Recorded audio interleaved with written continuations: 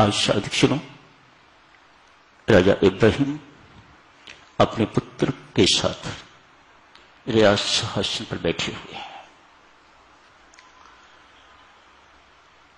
प्रजा की बातचीत, उनकी शिकायतें,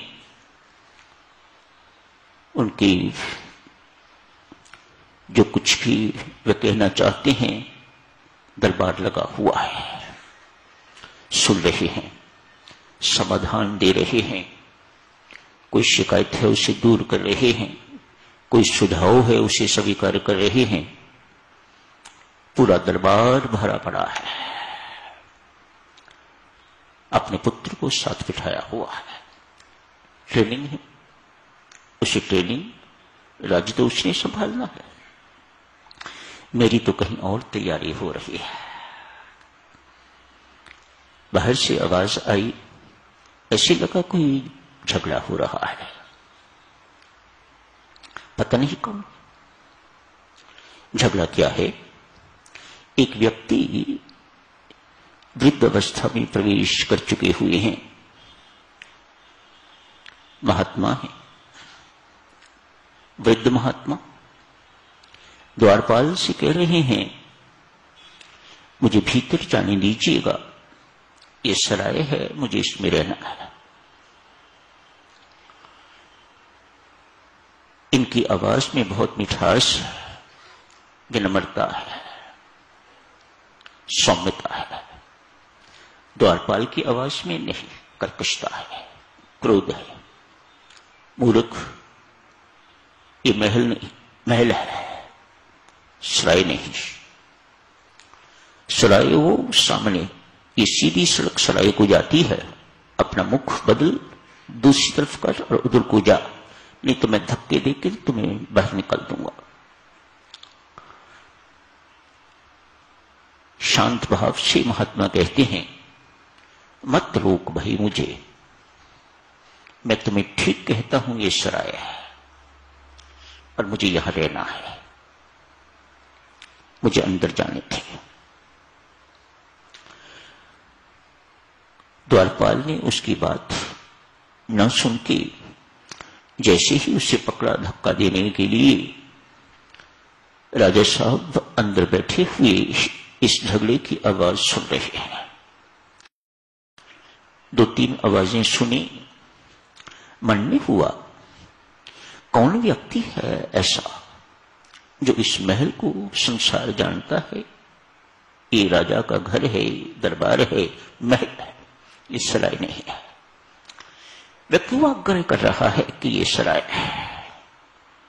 संदेश भेजा, आदरपूर्वक उन्हें भीतर लाया जाए। लाके देखा, यकदम देखते ही राजा साहब का सिर झुक गया, मानो भीतर बैठे किसी ने उसे कंपेल किया, ये वंदनीय है, इसको प्रणाम कर।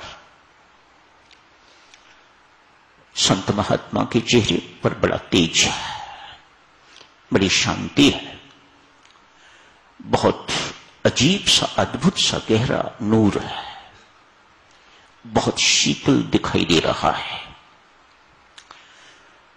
कहा, महात्मन, बच्चा बच्चा जानता है ये सराय धर्मशाला नहीं है, ये मेरा महल है, राजा का महल है।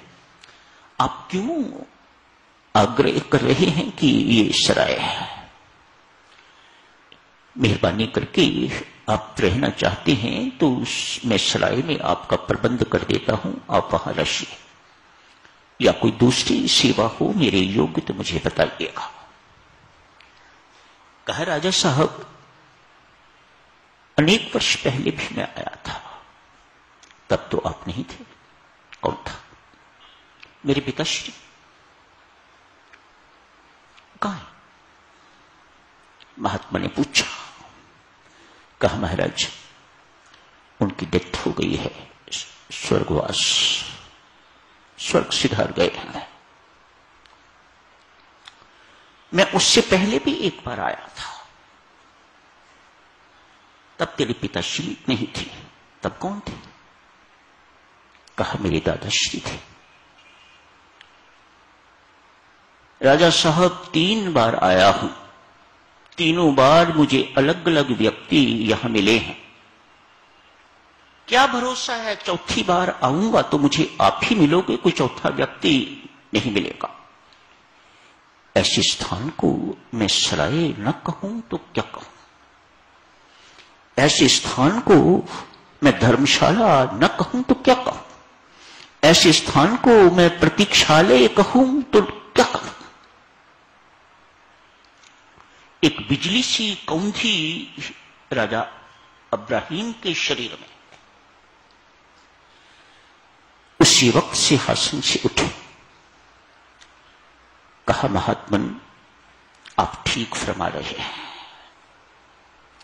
जहां आने का पता नहीं, यहां से जाने का पता नहीं, जहां रहने की अवधि का पता नहीं, महाराज वह सराय ही हुआ करती है।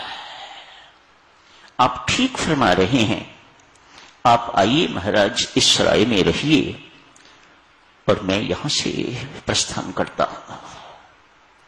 राजा उसी वक्त सिंहासन से नीचे उतरे हैं। साधक जनों फिर कभी जिंदगी में वापस अपने राज्य में नहीं आए।